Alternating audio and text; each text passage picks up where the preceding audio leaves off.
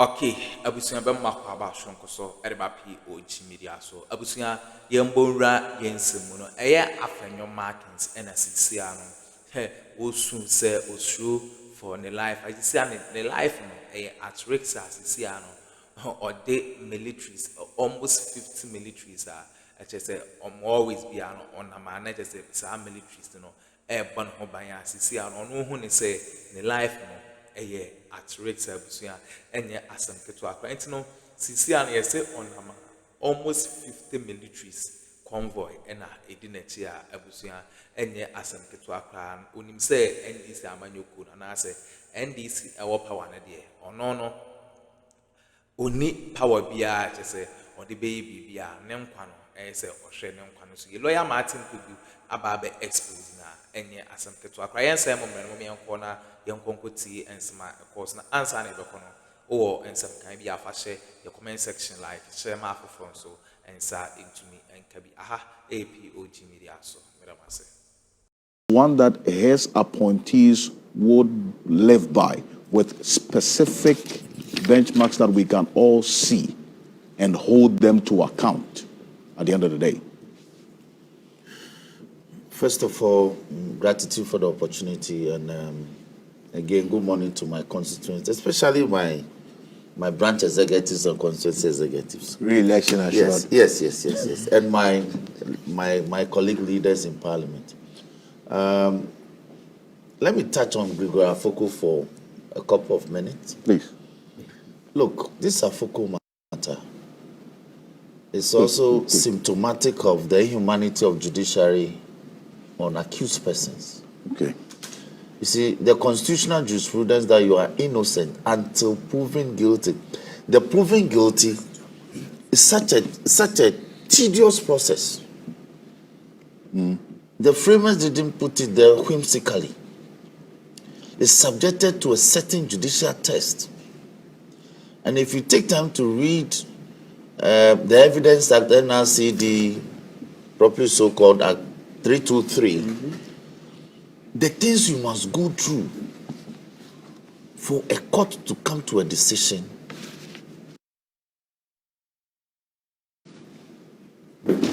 evidentially speaking, it's such a fantastic process. But the strangest things that some of us have through our practice, and Senior has been here for much longer time than me, is that an accused is brought to court, and the disposition, the seeming disposition of the judge is that this person must go in. We must begin to work in such a way that we must shed that perception that the state, properly constituted by the judiciary, should be the defender of the accused. Look, in criminal jurisprudence, the criminal procedure that we were taught, and what Mensabi taught us, criminal law itself, the state is bringing its entire power apparatus against you, an individual, very poor individual, private citizen. That is why the police can marshal all manner of police apparatus, mangle you into a vehicle, and drive you away defenselessly. That is use of executive power of state. Right. So the judiciary must be the people who should be protecting. Even if you have a human stuck in between your two hands, still the judiciary must have some form of sympathy. The judiciary must be thinking,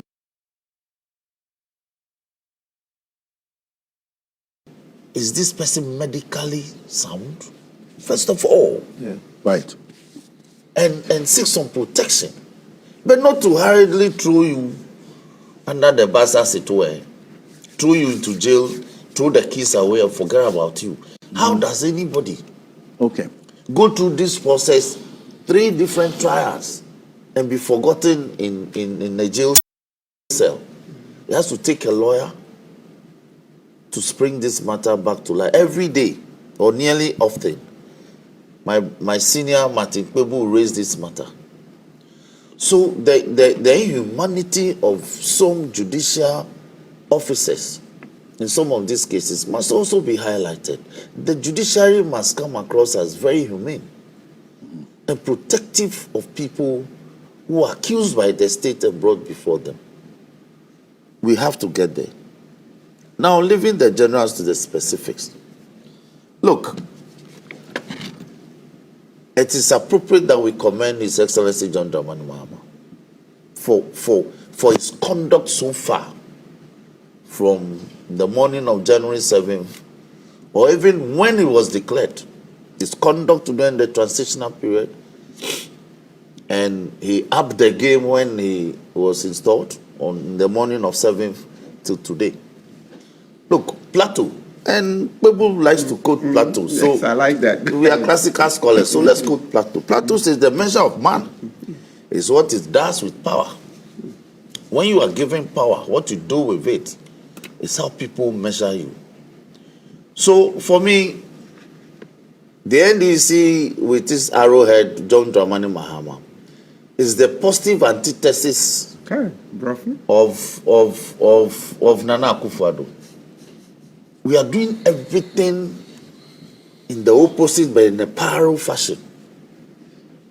When you ask people to tie the belt, and you hire private jets, and you are crisscrossing the Atlantic on trips that practically brought us nothing. And sometimes in the sky.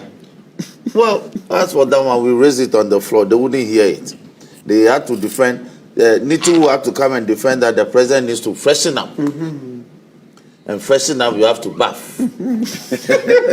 So, but John Dramani Mahama is saying that yes, I've come to inherit a pay rise of 25% between July to December 2024.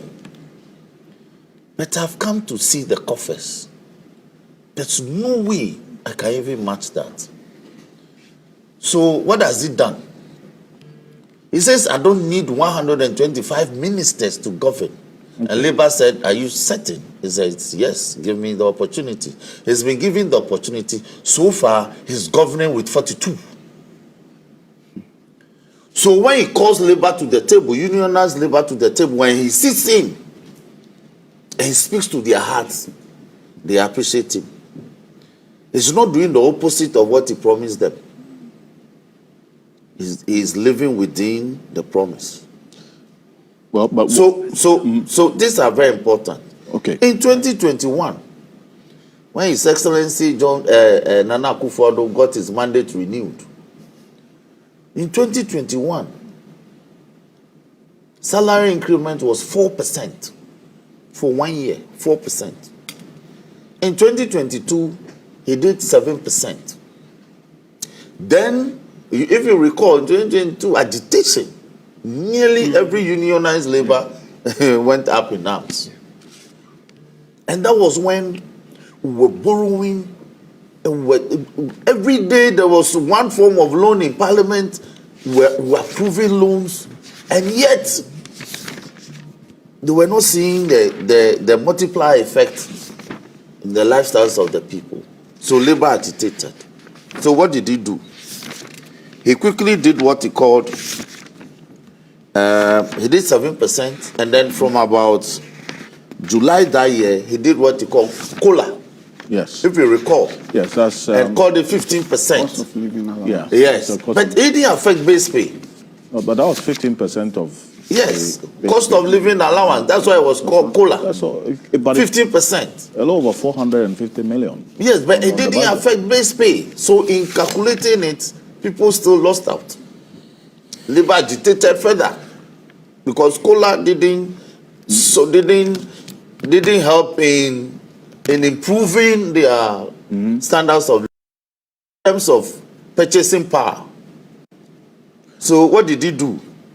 In 2023, because we were approaching the election year, So he did 30%. So that's what is on the screen. So he did 30%. But agitations increased because DDEP had come in. If you recall, DDEP had come in and was eating away investments, including Sani Hosi's investment, was whittled away, eroded completely. He was crying. Yes, and He was in pain. His beard became longer and whiter. He had no time. No, he had time to shave, but he had no money to buy shaving stick. So then election year, in order not to be accused of, then he did 23% between January to June, and then when we entered the throes of the campaign, he did 25%. So this is the history of what we are dealing with, and I can assure you that once the minister responsible for finance and the new governor, Dr. Siama, with Addo and the economic management team are putting things in order, there will be improvements. And once improvement comes, Labour will have their fair share. And I can assure you that going forward, there will be improvement on the 10% and not a deterioration. Well, so I want to commend the president for actually saying it prudent to participate in the process. And like Professor Jampo recounted, there was no need to be going through first layer, second layer, seeking approval before returning to Labour and say, I have clearance. The person who cleared you himself was in charge of the negotiations. And that this novel approach has to be maintained. So Labour will know that the man is looking into their face and negotiating with them. And so that alone gives some comfort. And they will measure us. So even us, we the party leaders, we have been cautioned to live frugally, live prudently, and live modestly. Yes. Even we, the party leaders. When I say party leaders, in Parliament, we are extension. Yes, we are party leader. Even us, our General Secretary and our Chairman has cautioned us. So that is why you don't see my majority leader, the Honorable Ayariga, riding around with 50 military men in a convoy. He won't do that. Was there ever a time? But a couple of months ago, it was the case. Who was riding around with 50 military personnel? I'm saying a couple of months ago, it was the case. Why you that a majority I am saying that it was the case. So then that's after your So I am saying that we have been cautioned to be modest. You know. That means the majority. I don't know. We don't ride around in a convoy. No. I have to ask. You don't do that. I mean, Dami was a soldier for his. I am going there. Hold on. Listen, I am getting there. Yeah. That you don't have an attorney general riding around with 50 military men front and back. Can you imagine? In a bulletproof convoy or in a bulletproof vehicle. Yeah. What are you afraid of? Bought by the state. Dr. Ini. Dr. Ini will come and hold camaraderie with us and sit with us, even as an attorney general. Yeah. He doesn't ride in a bulletproof because he's not afraid. He's serving the people. How about when you serve the people, when you do your work well, you are not afraid of engaging the people. However pedestrian the environment is. You can walk the streets of Accra in your box, in your white shorts, in your polo shirt, and enter shops and buy toothpaste and say hello to the people in the streets. You are not afraid. You don't walk about with gun-toting soldiers, hooded. Redirect. Let's come back. Like Jim Mensa. When you supervise the election and you do your work well. You made that point. Hold on. These issues, they go to the social justice of this discussion. I agree.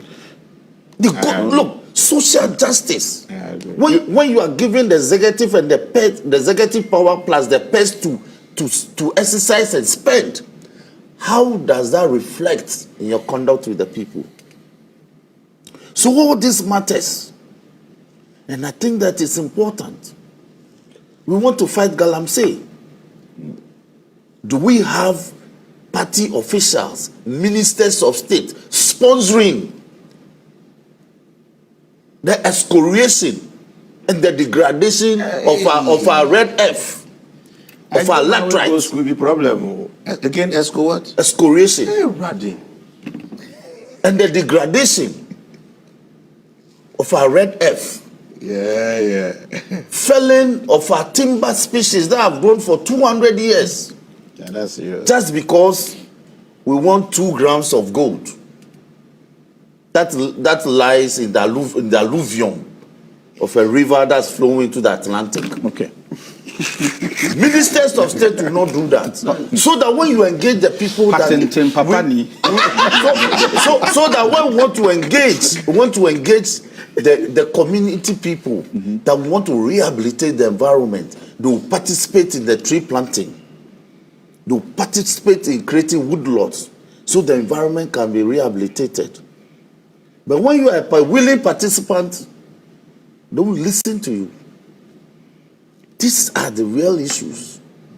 When you yourself are evading taxes at the port, you think that people will pay taxes? When you set up chains of companies and you are bringing tons of rights and you are not paying taxes, people won't pay tax.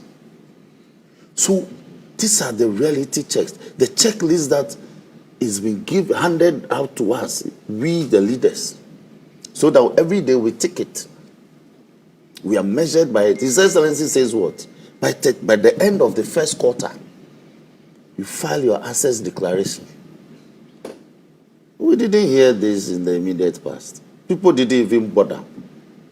Even judges when we were screening them for purposes of appointing, They had not. they had to admit that they didn't do it. That they are taking steps to rectify that. Judges. It happened in this and country. you still appointed them. Over his recommendation. No. You shouldn't recommend We understand. People saw it as a mere irregularity, but it was You can't not. make it mere irregularity. No, the It's a person basis of corruption. says at the time I'm appearing before you have taken steps to regularize it. No. So it was regarded as a mere irregularity. You can't be an adjudicator of the law. But I'm making a point. Yeah. And I'm making your point is a solid. point. So these are the matters that we ourselves, the occupiers of public office. That is, in fact, me, beginning, he taught us. The phrase is, you are an occupier of an office. Now we say holder of an office. So they are holding office and they are bluffing us with it. You occupy, so you can be removed. When you are an occupier of an office, there are ethical things that we must follow and do. Now it is no longer the case. Mainly, people don't value those things anymore. No. But they go to the core. Like I speak, those days, judiciary, when you bring somebody to court, the judge will say, if you're not ready, let me strike out this matter so he can have his freedom. Anytime prosecution is ready, you can come back. So this way, judges were, when we began practice, 1, 2, 3, they will strike off the case. But now, Foucault is the test case, so I'll leave it there. Well, so Kansi, on this matter in respect of labor, I've told you, JM is the positive antithesis of what we have seen. Well, and that for me is the headline.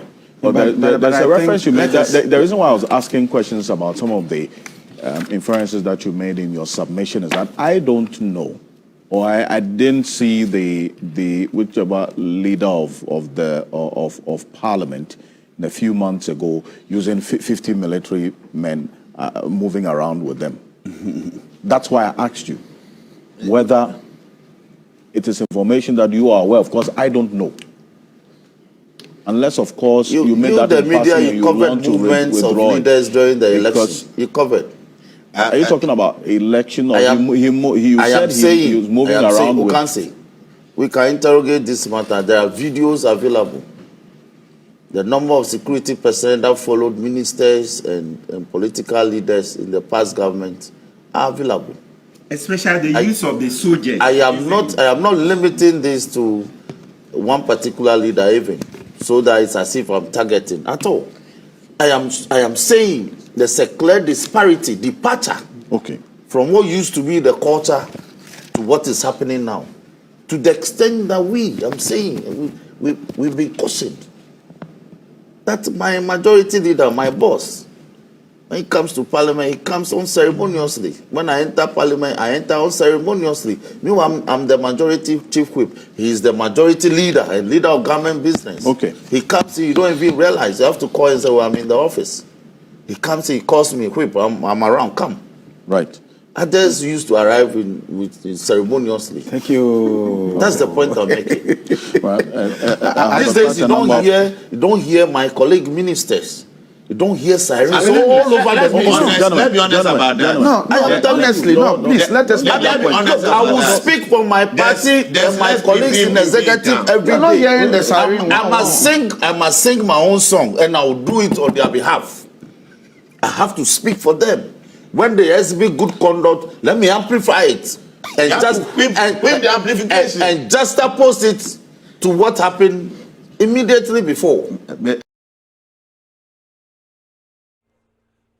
Okay, abusuan we ne ensema ekoso ewo political highway ne so eye afenyo markings na sisia no soldiers for a ebono ho ban no enye soldiers for ketwa na yenim se soldiers no John Dramani Mahama na sote saasimu ya president of Ghana na sote saasimu ya obe withdraw sa military sinina efrinechi cause ndc na power adentina yebisa say adentina afenyo markings Akuffo soldiers almost 50 hour na ma the convoy edinechi momi yanko na yebeda masisa mo JP ne kokoti sa audio we ede mi aha POG Media so medamase